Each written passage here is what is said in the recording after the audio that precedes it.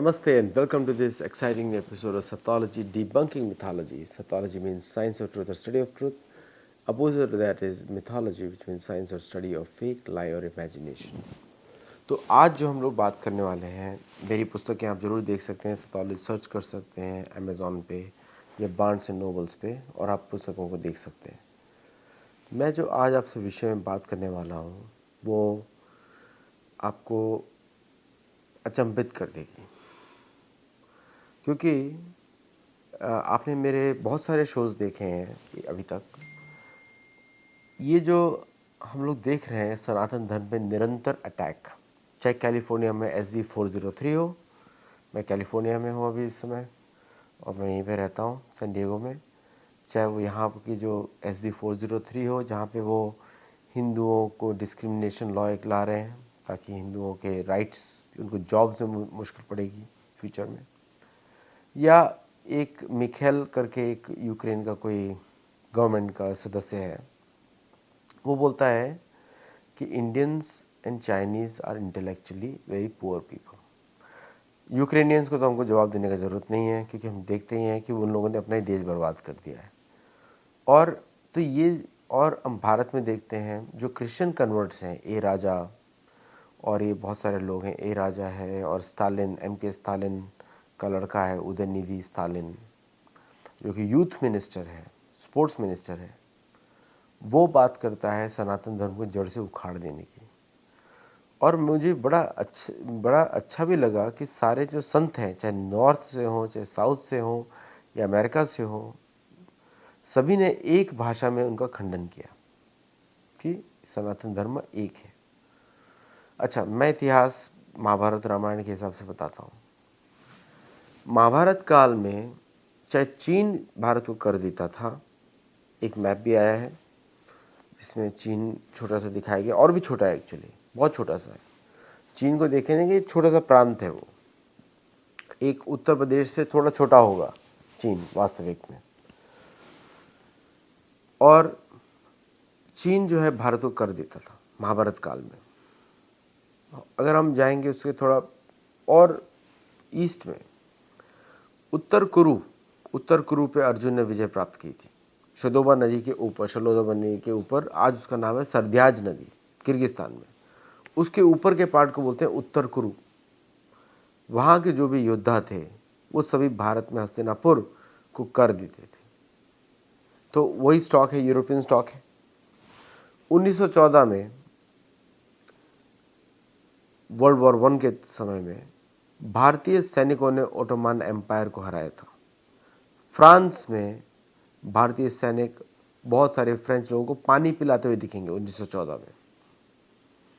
1900 जो European war 2 था 1945 वाला, 25 लाख भारतीयों ने युद्ध में पार्ट लिया। पूरा विश्व इस युद्ध के कौशल को जानता है। लेकिन 1947 के बाद भारत को ये सब भुला दिया गया, भारतीयों ने भुलाया, चाचा नेहरू ने, बाकी लोगों ने भुलाया। और आज जब बात करते हैं, बोलते हैं सनातन धर्म को जड़ से उखाड़ देंगे। पहले तो इन सबको सनातन धर्म का अर्थ समझना चाहिए। सनातन धर्म जो है आत्मा का धर्म है, मतलब जितने भी मनुष्य हैं अभी पृथ्वी पे हैं, सबके शरीर में आत्मा है। तो वास्तविक धर्म पृथ्वी पे सनातन धर्म ही है और कुछ नहीं है। उसको कोई हटा नहीं सकता, क्योंकि वो स्वभाव से रिलेटेड है, नेचर से रिलेटेड है, प्रकृति के 3 गुणों से रिलेटेड है। और समस्त जो जीव जगत है पृथ्वी पे, वो सभी सनातन धर्म का पालन करता है। अब लोग मुझे हंसने लगेंगे, अरे भाई सनातन तो, अरे भाई जो शेर है वो अपने शेर के धर्म का पालन करता है, उसका कर्म उस प्रकार का है। जो पेड़ है, पेड़ के धर्म का पालन करता है, आपको फल फूल और छाया देता है, तीनों चीज़ देता है। पौधे हैं, वो अपने धर्म का पालन करते हैं।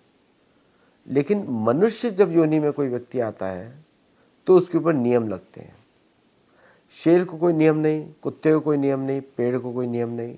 वो अपने स्वभाव से बड़े होते हैं, स्वभाव के अनुसार ही रहते हैं। वो अपनी स्वभाव का अतिक्रमण नहीं करते या व्यतिक्रमण नहीं करते। लेकिन मनुष्य एक ऐसा प्राणी है जिसको बहुत ही स्वतंत्रता दी गई है।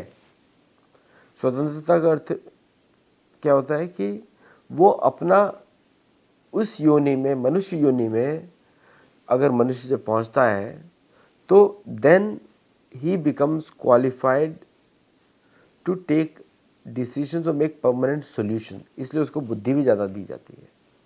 इसलिए भगवान बोलते हैं हमारी दशा, मनुष्य नाम सहस्रेषु कश्चित् यतति सिद्धे यतताम अपि सिद्धानाम कश्चिन् माम वेति तत्वता बोलते हैं कि अनेक मनुष्यों में कोई एक जो है अपने आप सफल होने का, सिद्ध होने का प्रयत्न करता है।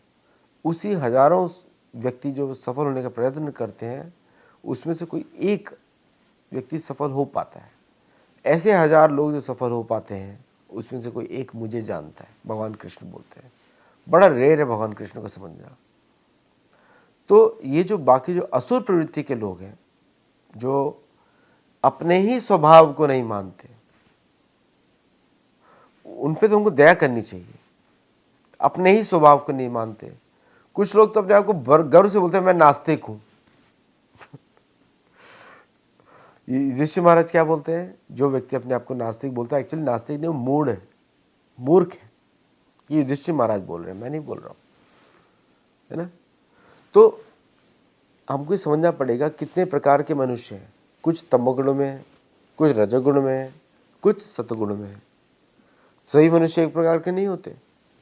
अभी ये तो सृष्टि का नियम है, इसमें कोई भेदभाव नहीं है ना। आप ये नहीं बोल सकते कि अरे रजोगुण तमोगुण को हटा दो, वो कुछ नहीं होता। किसी ना किसी को तो फॉलो करना पड़ेगा। तो यूरोप में भारतीयों के बारे में सोचते हैं कि ये तो बड़े इंटेलेक्चुअली पुअर है। कि यूक्रेनियों का क्या है, यूक्रेनी और पाकिस्तानी एक जैसे होते हैं। सोचते बाद में बोलते थे पहले, तो उन्होंने बोल दिया। वो पूरे यूरोप का मानसिकता है। यूक्रेनियों ने तो बोला है, लेकिन यूरोपियन तो ऐसे ही सोचता है। अभी इसको मैं बात करूं युधिष्ठिर के काल की, महाभारत के समय की बात करते हैं। महाभारत के समय में अगर कोई व्यक्ति भारत से आता था तो वो भारत से रहने के, सिर्फ रहने मात्र से वो सेलिब्रिटी हो जाता था। और ये 1990 अभी तक भी है, अभी भी चल रहा है। देखते हैं हम ना, भारत सभी भारतीयों को सीईओ बन जाते हैं अमेरिका में आके, मतलब मेहनत कर रहे हैं। They go through the ranks and they come up for whatever reason, political also. Sometimes the companies appoint Indians to get the Indian market. लेकिन ये चल रहा है। अगर हम महाभारत काल में देखेंगे तो ये सभी प्रांत भारत को कर दे रहे हैं। उसके पहले जाएंगे, रामायण के हिसाब से देखेंगे तो पूरी विश्व भारत को कर देती है, इक्ष्वाकु वंश को। आज भी साउथ ईस्ट एशिया के जो देश हैं वो भारत को ही अपना गुरु या अपने स्रोत्र देश मानते हैं। साउथ कोरिया की रानी, साउथ कोरियंस भी भारत में अपनी रूट्स देखने आते हैं। चीन का तो पूरा रिलीजन, पूरा कल्चर भारत से है। जापान शिंतो कल्चर वो भी भारत से है। साउथ एशिया कल्चर वो भी भारत से है। यूरोपियों का क्रिश्चियनिटी को हटा दिया जाए, क्रिश्चियनिज्म को हटा दिया जाए, वो कल्चर भी भारत का ही है, नेटिव कल्चर भारत का ही है। कौन बने यूरोपीय? क्रिश्चियनिज्म तो बहुत ही नया है, 2500 साल पुराना है उनके अनुसार, मेरे अनुसार नहीं, उनके अनुसार। हमारे यहाँ तो एक एक मंदिर 20-20 हज़ार साल के हैं, है ना। अभी मेरी नई पुस्तक में आपको सब डिटेल मिलेगा। एक मंदिर तो 30 लाख साल पुराना है, आदि केशव मंदिर 30 लाख साल पुराना। उसका वर्णन रामायण में भी है, मतलब रामायण काल में भी वो मंदिर था, आदि केशव मंदिर, और आज भी है ना। रामायण का अगर हम युग के हिसाब से देखें तो बहुत पुराना साल हो गया। सृष्टि के आरंभ से है वो मंदिर, आदि केशव मंदिर। सृष्टि के आरंभ से अयोध्या है, सृष्टि के आरंभ से काशी है। 3 शहर तो दुनिया के सबसे पुराने हो गए। तो ऐसा क्या हो गया पिछले 70 साल में कि ये पूरी दुनिया अपने आप को बहुत ऊपर मानने लगी, अपने आप को समझने लगे कि हम ही सब करता धरता है, क्योंकि इनके ऊपर अभी तक कोई शासन करने नहीं आया। और वो काम सिर्फ भारतीयों का है, किसी और का नहीं है। हमारे पूर्वजों ने पूरे विश्व में शासन किया है और हम उसके उत्तराधिकारी हैं। मैं घमंड से नहीं बोल रहा हूँ, मेरे कोई घमंड इस बात का नहीं है, मुझे गर्व है, घमंड नहीं है, गर्व है। और मैं ये वीडियो इसलिए रिकॉर्ड कर रहा हूँ क्योंकि मिथोलॉजी की लड़ाई यही है। हमको बता दिया गया तुम हमसे लोगे टेक्नोलॉजी, हमसे लोगे ज्ञान, हम तुमको देंगे, हमने सब दुनिया को सभ्य बताया गया है। अरे नहीं, दुनिया में सभ्यता तो एक ही जगह है, सिर्फ विश्व में, भारत। दुनिया में ज्ञान तो सिर्फ एक ही जगह है। मैं यूक्रेन का जो मिखेला पोलोवा, पता नहीं क्या नाम है, नाम भी हम ठीक से नहीं बोल सकते क्योंकि इन लोगों का नाम ही कॉमेडिक होता है, उसकी तो पूरी कैबिनेट ही कॉमेडियन है। उसको मैं बोलना चाहता हूँ, अगर इंटेलेक्चुअलिज्म कहीं पे है, कहीं पे आध्यात्मिकता है, वो सिर्फ एक ही देश है, भारत, और कहीं है नहीं। अगर तुम्हारे अंदर इतनी आध्यात्मिकता होती, इतनी बुरी तरह पिटते नहीं, है ना। और पिट भी रहे हो और बाद में घमंड भी दिखा रहे हो। मैं अमेरिका का सिटीज़न हूँ, अमेरिका से 125 बिलियन डॉलर आपको दिया गया यूक्रेन में, है ना, भीख दी गई ताकि आप वहाँ पे पिटो, ताकि you are the first line of defence for us, तो पिटो वहाँ पे, तो पिट रहे हो, तो उसमें कहीं की बुद्धिमानी नहीं है। और मैं भारतीय मूल का अमेरिकी नागरिक हूँ, मैं बोल रहा हूँ, क्योंकि इन लोगों को ऐसा लगता है कि ये तो सिर्फ एक माउथ पीस है। मानसिकता तो यूरोप की है, मानसिकता तो यूरोप की है, ये पूरा यूरोप ऐसा सोचता है। विंस्टन चर्चिल और किसी ने बोला था, मैकॉले ने बोला था कि वन लाइन, मैक्स मुलर ने बोला था, one line of Shakespeare's writing is equal to the old Vedic culture. अरे मूर्ख व्यक्ति, वेद का एक अक्षर पूरी सभ्यता, पाश्चात्य सभ्यता से ऊपर है। अभी वो अक्षर भी बता देता, ओम, है ना, बिना अ के ओम नहीं आएगा। उसी पे पूरी सृष्टि चलती है, साउंड, ये सृष्टि आई है ओम से।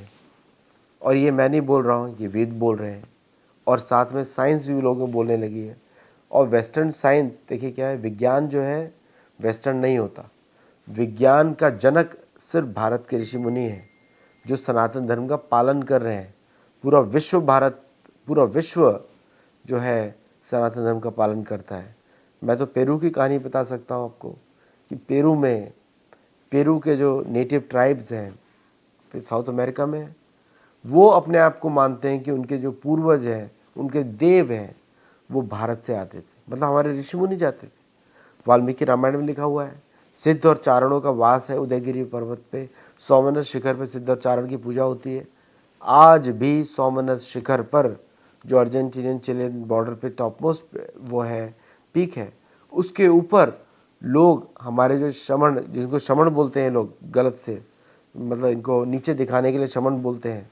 अगर आप किसी मैक्सिकन या क्रिश्चियनिज्म सोसाइटी में जाएंगे, शमण बोलेंगे तो लोग आप पे हंसेंगे कि ये तो बड़ा गैर गुजरा है, गवार है। वो हमारे ही वंश, मतलब हमारा ही वंश है, क्योंकि उनकी मनोधारणा प्रकृति के अनुसार हमारे जैसी ही है कि आत्मा सर्वव्यापी है, परमात्मा हर जगह है, आत्मा अलग है, फिर ये ऐसी वही बात होती, द्वैत, आत्मा परमात्मा, वही बात करते हैं वो लोग। ये सब वेदों का ज्ञान है। इनको ही कॉन्कर करके किसी ने क्रिश्चियन बना दिया, किसी ने इस्लामिक बना दिया, किसी ने जू बना दिया। यही लोग हैं सब। जूस का तो अभी एक कॉन्फ्रेंस होने वाला है। जूस तो अपने आप को मानते हैं उनके पूर्वज भारत से थे। अभी उनकी कहानी तो बताती है नील नदी की, इसका मतलब भारतीय नील नदी के पास भी थे। कोऑर्डिनेशन बैठ रहे ना, बिकॉज हमको ये सिखाया गया है 70 साल से, पिछले 70 साल से, सुनो। नहीं, अभी सुनने का समय नहीं है, अब बोलने का समय है कि ना तुम्हारे पास विज्ञान है, और तुम्हारी पुस्तकों में, तुम्हारे इतिहासकारों ने, हमारे चैनल पे कुसुमलता जी ने बताया है, पढ़ के, उनकी पुस्तकें पढ़ के बताया है कि तुम्हारे यहाँ तो वैश्यावृत्ति करके बेचकर तुम लोग पैसा कमाते थे। भारत में तो नहीं था। भारत में कभी भी स्त्री को इस तरह नहीं किया गया, कभी भी नहीं किया गया, आज भी नहीं किया जाता। हमारे अंदर धार्मिक, हमारे अंदर वैल्यूज़ हैं, भारतीय लोगों में वैल्यूज़ हैं जो पूरे विश्व में कहीं नहीं है। लेकिन हमको भुला दिया गया, क्योंकि जब आप असुर से डील करते हैं, असुर को सिर्फ एक ही बात भाषा समझ में आती है, असुर को आती है भाषा समझ में आती है क्षत्रिय वाली, तलवार या कोई शस्त्र या फिर इसी प्रकार की भाषा समझ में आती है। और क्योंकि ब्राह्मण को जवाब देना पड़ता है कठोर भाषा में, उसी को वो भाषा समझ में आती है। हमको आदेश देना पड़ता है। युधिष्ठिर महाराज के समय में पूरी दुनिया कर क्यों देती थी? क्योंकि उनको भय था, अगर हस्तिनापुर को कर नहीं दिया तो सेनाएं पहुंच जाएंगी भारत की, ये भय था उनको। रामायण काल में रावण की हिम्मत नहीं होती थी अगस्त्य मुनि के आश्रम को क्रॉस करे, अगस्त्य मुनि जनस्थान में जाके बैठ गए थे, उसके ऊपर नहीं गया रावण, जाने की हिम्मत नहीं थी, क्योंकि मालूम था अगस्त्य मुनि उसका वध कर देंगे। भय बिन होए न प्रीत, तुलसीदास जी ने लिखा हुआ है। लेकिन तुलसीदास जी ने रामायण की संस्कृत को अवधी भाषा में लिखा है। इन वाल्मीकि रामायण में भी यही शब्द है कि बिना ये भगवान राम बता रहे हैं कि बिना भय के कोई भी व्यक्ति धर्म नहीं सीखता। अब समय आ गया है, इतना बेइज्जत हमको किया जा रहा है हर जगह, सनातन धर्म क्योंकि हम पालन करते हैं इसलिए, तो अब समय आ गया है हमको अपनी शक्ति का प्रदर्शन करना पड़ेगा। इसीलिए सत्योलॉजी मूवमेंट बहुत इम्पॉर्टेंट है। आप हमारे साथ जुड़िए, कोर्सेज करिए हमारे साथ, पर समझिए, तभी आपको स्वाभिमान आएगा। अभिमान खराब है, लेकिन अपनी आत्मा पर गर्व, उसको स्वाभिमान बोलते हैं, वो अच्छा है। हमको घमंडी होना अच्छी बात नहीं है, लेकिन गर्व होना अच्छी बात है। हमको भगवान कृष्ण, भगवान राम, भगवान विष्णु, शिव आदि सभी देवताओं पर हमको गर्व है, वो हमारे देवता हैं। हमारे कुल देवताओं पे हमको गर्व है। ये जितने भी म्लेच्छ और यवन, म्लेच्छ बोलते हैं जो साफ ना रहे, यवन बोलते हैं जिसका कोई धर्म ना हो, जो कोई मन के हिसाब से कार्य करे। पूरे पश्चिमी देश वो यवन देश माने जाते हैं। हमारे आचार्यों ने ओल्ड टेस्टामेंट, न्यू टेस्टामेंट और कुरान तीनों को यवनों के शास्त्र बोला है। ये यवन है, इनका कोई धर्म नहीं होता। ये अपने हिसाब से प्रवृत्तिम च निवृत्तिम च जनाना विदुरासुरा,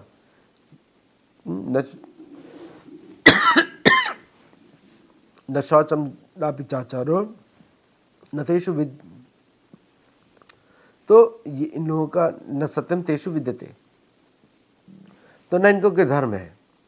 ये लोग गलती करते हैं, पिटते हैं, सुनते हैं, फिर वापस गलती करते हैं, है ना, क्योंकि धर्म नहीं है, वैल्यूज नहीं है। दुनिया में सिर्फ एकमात्र देश है शास्त्रों के अनुसार, भारतवर्ष, जिसकी सीमाएं हैं हिमालय के दक्षिणी इंदु सागर के पर्यंत, मतलब बहुत बड़ा एरिया है।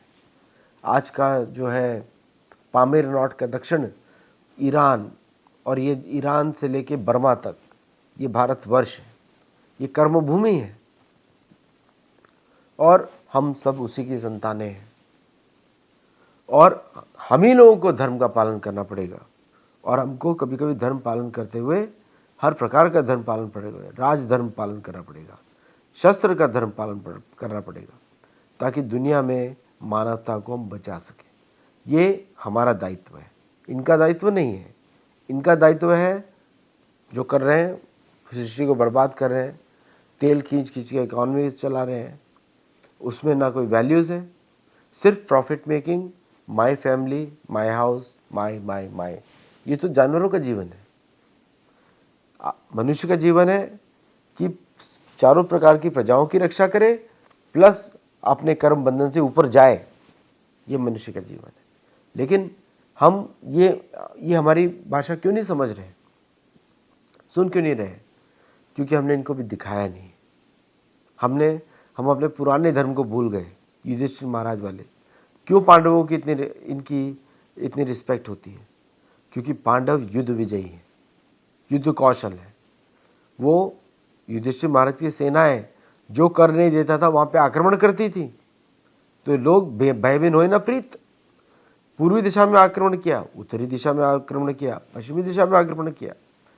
जब भगवान राम जब वाली को जब पनिशमेंट देते हैं, आपको याद रखना चाहिए, भगवान बोलते हैं आज कल इक्ष्वाकु वंश का शासन चल रहा है, और वहाँ पे इक्ष्वाकु वंश के राजा भरत महाराज उस सिंहासन पे बैठे हुए हैं, और मैं इक्ष्वाकु वंश में भरत महाराज के ऑन बिहाफ तुमको दंड देने का मेरे अंदर सामर्थ्य है और मुझे इसकी परमिशन भी है, बोलते हैं भगवान राम।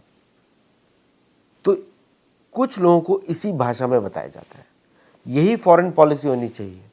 आज हमारे हिंदुओं को इंडिविजुअली हम लोगों को लड़ना पड़ता है हर जगह जाके, जबकि हम शासन में भी नहीं है, हम लोग तो सिविलियंस हैं। हम लोगों को हर जगह अपने आप को डिफेंड करने के लिए कभी हम change.org में पिटीशन डालते हैं, कभी हम ट्विटर पे लिखते हैं, कभी फेसबुक पे लिखते हैं। ऐसी दुर्दशा क्यों? क्योंकि हमारे जो पॉलिटिशियंस हैं उनको वो दायित्व उनको समझ में नहीं आया कि वो क्या रिप्रेजेंट कर रहे हैं। जो व्यक्ति, चाहे नाम चाहे कोई भी हो, ए राजा चाहे टी राजा चाहे कोई भी राजा हो, नाम तो मानसिकता यवनों वाली है। यवनों को तो हमेशा धार्मिक लोगों ने दंड दिया है। ये रामायण में लिखा है, महाभारत में लिखा है। आप मेरी पुस्तक में देख सकते हैं कि जब दुर्योधन ज्वलित हो रहा है युधिष्ठिर महाराज की वेल्थ देखकर, तो वो बोल रहा है कि पूरे विश्व में अर्जुन ने घूम घूम के लोगों को इतना हराया कि लोग डर के मारे कर देने आ रहे हैं।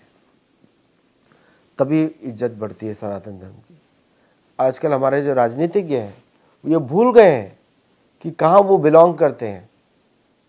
वो क्यों ऐसा हम लोग को मतलब अपनी प्रजा को इस प्रकार अपमानित होने देते हैं कि अमेरिका में होकर हम लोग को लगता है हम सेकंड क्लास सिटीजन है। लेकिन क्यों हमारे राजनीतिज्ञों ने ये नहीं बात किया कि ग्लोबल साउथ में नेटिव अमेरिकन होने चाहिए? क्यों नहीं बात किया ग्लोबल साउथ में अबॉरिजिन्स होने चाहिए? ग्लोबल साउथ में हिंदू जो बाहर रह रहे हैं वो भी होने चाहिए, क्योंकि हम लोग माइनॉरिटी हैं इन देशों में। और ऐसे अनेक देशों में ये यवन लोगों का कोई धर्म है नहीं, लेकिन हम जहाँ पर भी वहाँ पर भी शक्तिशाली है। हम लोग यहाँ पर रहकर भी अपनी आवाज़ को बुलंदी से रख सकते हैं। ये हमारे धर्म में है। हम देख ही रहे हैं, एक व्यक्ति जो है विवेक रामास्वामी, उसको हिंदू होने में गर्व है, किस प्रकार से बात कर रहा है। ऋषि सुनक किस प्रकार से बात कर रहा है। तो अभी हम लोगों को किसी को उत्तर देने की आवश्यकता नहीं है। हमारा कार्य है हम शास्त्रों को रिप्रेजेंट करें, अपने जीवन में पालन करें और आदेश दें। भारतीयों का काम है दुनिया को आदेश देना, लेना नहीं। टेक्नोलॉजी भी नहीं चाहिए, रख लो अपनी टेक्नोलॉजी, हम बना लेंगे। हमारे जो साइंटिस्ट हैं उन्होंने दिखा दिया, चंद्रयान 1, 2, 3 और भी अनेक उपकरण वो लोग बना रहे हैं। और हमारी रॉकेट टेक्नोलॉजी के बारे में पूरी दुनिया जानता है। अमेरिका के, ब्रिटेन के पास भी स्पेस टेक्नोलॉजी नहीं है, अपने वो सैटेलाइट नहीं भेज सकता, भारत से भिजवाता है। तो तीन ही समूह हैं, 4 समूह हैं विश्व में जो करते हैं। और ये सब ज्ञान कहाँ से आया? उसका देन भारत से ही है। भारत ने दुनिया को शून्य दिया है, भारत ने दुनिया को साइंस दिया है, मेडिकल साइंस दिया। भारत ने दुनिया को हर प्रकार का जो भी अब मॉडर्न संसाधन देख रहे हैं वो सब भारत से आया है। कुछ लोग बोलते हैं अरे हमने तो we have better quality of life. On what standard? हम लोगों ने पूछा नहीं, on what standard? Better quality of life इसका मतलब ये है कि आपको मेंटल पीस है? नहीं है, नहीं है। तो कौन सी बेटर क्वालिटी ऑफ लाइफ? सड़कें अच्छी होने से बेटर क्वालिटी ऑफ लाइफ होती है ना? सड़कें बना दो तो रह लो सड़कों के ऊपर, बेटर क्वालिटी ऑफ लाइफ नहीं होती। At the end of the day मन, बुद्धि, अहंकार, उसको कंट्रोल करने पे बेटर लाइफ होती है।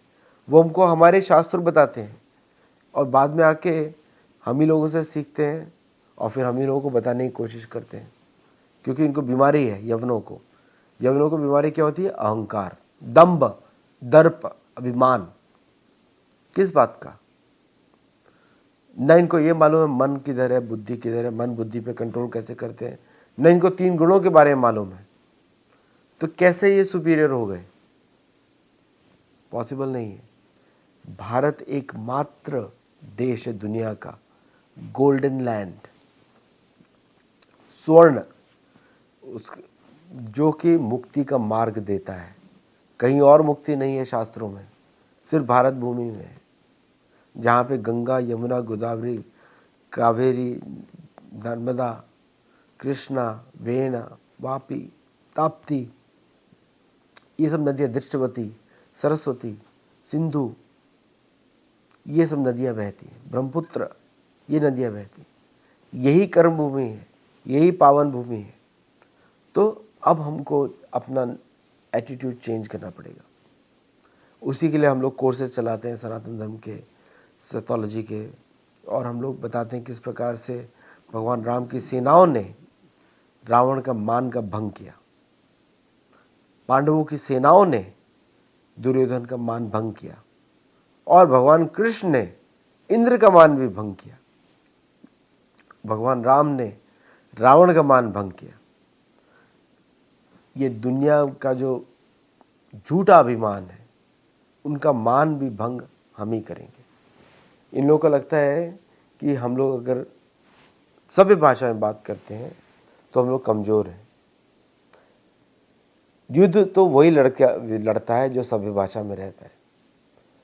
बाकी सब लोग आतंकवाद कर सकते हैं अपने ही लोगों पे। आप देखते हैं कितने सारे वीडियोस हैं, लेकिन युद्ध तो सिर्फ वही लड़ता है जो योगी है। क्योंकि युद्ध लड़ने के लिए आपको मन, बुद्धि, इंद्रियों पे संयम होना जरूरी है। और ये समय आ गया है कि कब तक हम इस प्रकार से अपमानित होते रहेंगे, कब तक हमारे बच्चे अपमानित होते रहेंगे। अब ये समय है हमको बुद्धि के द्वारा, विवेक के द्वारा हर प्रकार के युद्ध लड़ने के लिए कौशल होना जरूरी है। उसके लिए शास्त्रों का ज्ञान बहुत जरूरी है। शास्त्र का जब ज्ञान होता है तब शास्त्र और शस्त्र एक ही प्रकार के होते हैं। शास्त्र से हमारे हृदय की कुंटियाँ, जो ग्रंथियाँ हैं, वो कटती हैं, जो 3 गुणों से हमको बांध के रखी है। और शस्त्र से जो इन शास्त्रों के दुश्मन हैं, उनका नाश होता है। दोनों का पर्पस एक ही है, लेकिन हमको ये भुला दिया गया मिथोलॉजी के चक्कर में। आजकल बहुत सारे मिथोलॉजीज घूमते हैं भारत में, उनकी पुस्तकें खरीदना बंद करिए, क्योंकि उनके पुस्तकें जब आप खरीदते हैं तो और कंफ्यूज हो जाते हैं, क्योंकि वो लोग तो वही सिखाते हैं जो वेस्टर्न, जो उनको बताना चाहते हैं यवन लोग। तो यवनों के प्रचारक मत बनिए और जीवन में सरलता लाइए योग के माध्यम से, क्योंकि युद्ध तो वही लड़ता है जो योगी है, बाकी कोई युद्ध नहीं लड़ता। बाकी सब लोग आतंकवाद करते हैं, इधर उधर एक दूसरे को मार दिया। अब ये समय है हमको बोलना है, इनको सुनना है। यवन कभी भी, यवनों की राय कभी मत सुनिए, क्योंकि वो तो गो हत्यारा है। हमको अपनी बात आगे रखनी है सभ्य तरीके से, और जो जिस भाषा में समझे उससे भी। कुछ लोगों को दूसरी तरीके की भाषा समझ में आती है, वो भाषा का प्रयोग भी जरूरी है। और बिना भय के, सेनाओं के भय के, कोई आपकी बात सुनने वाला नहीं, हमारी बात सुनने वाला नहीं है।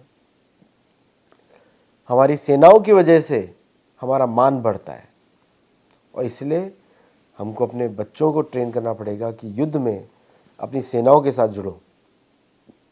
कभी कभी मौका मिलेगा, जब मौका मिलेगा तब हमको जुड़ना पड़ेगा, तभी लोग बात सुनेंगे। नहीं तो यूक्रेन, ब्रिटेन और इस तरह के कितने जो देश हैं, अमेरिका, कब तक हम लोग को प्रवचन देते रहेंगे? जो गो हत्यारे का प्रवचन कब तक सुनेंगे? गो हत्यारे की तो कोई भी अचीवमेंट्स को भी माना नहीं जाता, क्यों सुनेंगे हम उनकी बात? सुनना भी नहीं चाहिए, क्योंकि हम तो देवताओं की सुनेंगे, ऋषि मुनियों की सुनेंगे, हमारे साधु संतों की सुनेंगे। शिवाजी महाराज बोलते थे कि संतों को दिए हुए वचनों का पालन करूंगा, असंतों को दिए हुए वचनों का वचन देकर भी पालन नहीं करूंगा। शिवाजी महाराज के नियम है। तो आज समय बदल रहा है।